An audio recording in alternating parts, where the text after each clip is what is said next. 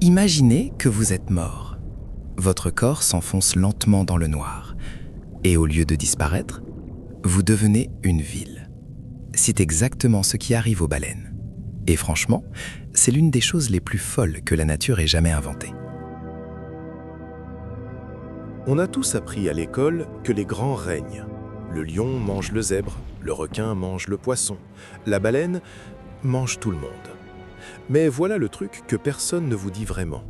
Être le plus grand animal vivant sur Terre est aussi une condamnation à mort lente et brutale. Parce que la baleine est un mammifère, comme vous, comme moi. Elle a besoin d'air pour respirer. Et quand vous pesez l'équivalent de 30 voitures empilées les unes sur les autres, remonter à la surface toutes les quelques minutes, c'est du sport extrême. Quand elle est jeune, c'est presque jouer. Elle fend l'eau comme une torpille, jaillit hors des vagues, retombe dans un fracas d'écume. C'est beau, c'est puissant. Mais les années passent, les muscles faiblissent, les réserves s'épuisent, et ce même trajet, du fond vers la surface, devient progressivement une torture. Un jour, elle n'y arrive plus. Et c'est là que tout commence vraiment. Quand une baleine meurt, son corps ne coule pas tout de suite. Surprenant, non? Les bactéries à l'intérieur de son corps se mettent immédiatement au travail, décomposant les tissus et y libérant des gaz, méthane, dioxyde de carbone, sulfure d'hydrogène, qui gonflent la carcasse comme un énorme ballon de viande flottant à la surface. Ce ballon peut dériver pendant des jours, parfois des semaines. Et l'océan, lui, ne perd pas de temps. Les requins arrivent en premier, puis les oiseaux marins, puis d'autres prédateurs attirés par l'odeur et le mouvement. Des centaines de kilos de chair disparaissent en quelques heures. C'est brutal, c'est violent, et pourtant, c'est nourrir des chaînes alimentaires entières. La baleine est déjà morte, et elle nourrit déjà le monde. Mais ce n'est rien comparé à ce qui l'attend au fond. Progressivement, les gaz s'échappent. La carcasse perd sa flottabilité et l'océan commence à l'avaler. Si la baleine se trouve à 3000 mètres de profondeur au moment où elle coule, il lui faudra environ 1h40 pour toucher le fond, à raison de 30 mètres par minute. 1h40 dans un silence total, dans un noir absolu, en chute lente vers l'abysse. Imaginez être un poisson des grands fonds ce jour-là. Vous évoluez dans votre désert habituel, vide, froid, sans lumière, et soudain, l'ombre d'un continent de chair commence à descendre vers vous. Pour les créatures des profondeurs, c'est littéralement la fin du monde, dans le bon sens du terme. Quand la baleine touche le fond, quelque chose d'extraordinaire se produit. En quelques heures à peine, des centaines d'espèces convergent vers l'épave. Myxines visqueuses, requins dormeurs, crabes, arthropodes, tous attirés par ce festin inattendu dans un monde où la nourriture est normalement rarissime. En quelques mois à quelques années, ils consomment jusqu'à 90% de la biomasse totale de la baleine. Ce qui reste, des os, des tissus conjonctifs, des résidus huileux qui s'infiltrent dans les sédiments environnants. Mais même ça, c'est loin d'être la fin. Parce que là où les grands charognards s'arrêtent, les petits prennent le relais. Des vers, des crustacés, des tapis entiers de bactéries colonisent les eaux et les sédiments alentours. Ils se nourrissent des huiles résiduelles, des graisses enfouies, de tout ce que les autres ont laissé derrière. Ce qui était un désert marin devient une métropole grouillante de vie. Et c'est ici que ça devient vraiment dingue. Certaines des créatures qui apparaissent sur ces carcasses de baleines sont si spécialisées qu'elles ne peuvent littéralement survivre nulle part ailleurs dans l'océan. L'exemple le plus fascinant, les vers osédax. Ces créatures n'ont ni bouche ni estomac. Elles utilisent des filaments racinaires remplis de bactéries pour dissoudre et digérer directement les graisses contenues à l'intérieur des os. Des vers qui mangent des os, sans bouche, sans estomac. Bienvenue dans les abysses. Aux côtés de ces vers apparaissent des palourdes étranges, des moules et des amphipodes qui se nourrissent du cocktail chimique qui s'échappe de la carcasse. Beaucoup de ces espèces n'existent que sur les chutes de baleines. Toute leur évolution, toute leur biologie, toute leur existence est construite autour de la mort d'un être beaucoup plus grand qu'elles.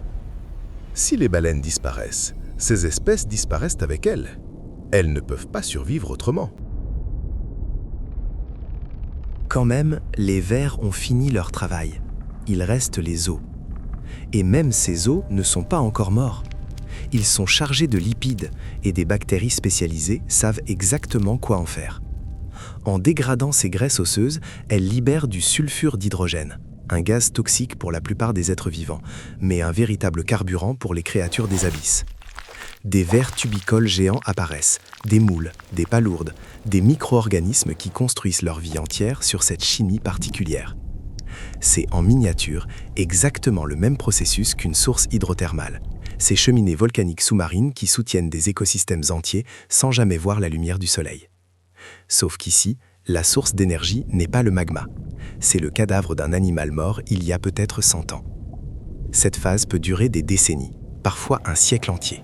Une baleine morte en 1925 peut encore nourrir la vie en 2025. Finalement, même les sulfides s'épuisent. Les bactéries meurent à leur tour. Il ne reste qu'un squelette fragile, creux, enfoui dans les sédiments. Mais même là, l'histoire n'est pas terminée. Des coraux commencent à s'y accrocher. Des éponges colonisent les vertèbres. Des anémones s'installent entre les côtes. De petits poissons, des invertébrés, trouvent refuge dans cette architecture ossée, comme dans les ruines d'une ancienne cathédrale. Ils ne se nourrissent plus de la baleine, ils habitent simplement sa mémoire. La carcasse est devenue un récif, un monument naturel, une ville construite sur les cendres d'un géant. Et cela peut durer encore un siècle. Voilà maintenant la partie qui fait un peu mal. Au 19e et 20e siècle, l'industrie baleinière industrielle tuait des milliers de baleines chaque année. Beaucoup de leurs carcasses, ou ce qu'il en restait après extraction de l'huile et de la graisse, étaient simplement rejetés à la mer.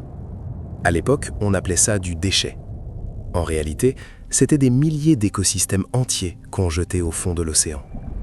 Chaque baleine morte crée une chaîne de vie qui peut durer un siècle. Chaque baleine disparue, c'est un siècle de vie qui n'aura jamais lieu. Et quand les populations de baleines ont commencé à s'effondrer, quelque chose d'inattendu s'est produit dans les profondeurs. Toutes ces espèces qui dépendaient des chutes de baleines pour survivre se sont retrouvées sans ressources. Supprimer les baleines ne détruit pas seulement les baleines, ça détruit silencieusement des mondes entiers qu'on ne verra jamais.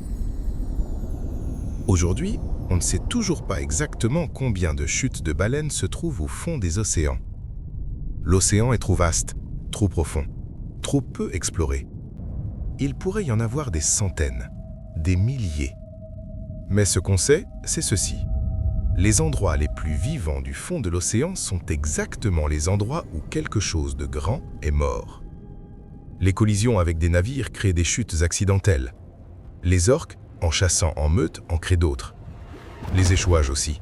Quand les gaz d'une carcasse échouée la rendent à nouveau flottante lors d'une marée montante, elle repart en mer et reprend sa lente descente vers l'abysse. Et parfois, la pression des gaz accumulés est si forte que la carcasse explose sur la plage avant même d'avoir pu y retourner. C'est ce qui provoque les fameux événements d'explosion de baleines. Tout le méthane, le soufre et les fluides de décomposition qui jaillissent d'un coup. Aussi dégoûtant que cela puisse paraître, même ça finit par nourrir quelque chose. Aucun animal sur cette planète ne laisse un héritage aussi immense après sa mort. Pas les éléphants, pas les grands requins blancs, pas nous. Une baleine qui meurt seule, dans le noir, à des kilomètres sous la surface, sans témoin, sans funérailles, sans épitaphe, déclenche un siècle de vie. Elle nourrit des espèces qui n'auraient jamais existé sans elle. Elle construit des récifs, elle crée des villes, elle laisse derrière elle des empires bâtis sur ses propres eaux. C'est peut-être la leçon la plus étrange et la plus belle que l'océan ait à nous offrir. La fin d'une vie n'est jamais vraiment une fin. C'est juste une autre façon de commencer.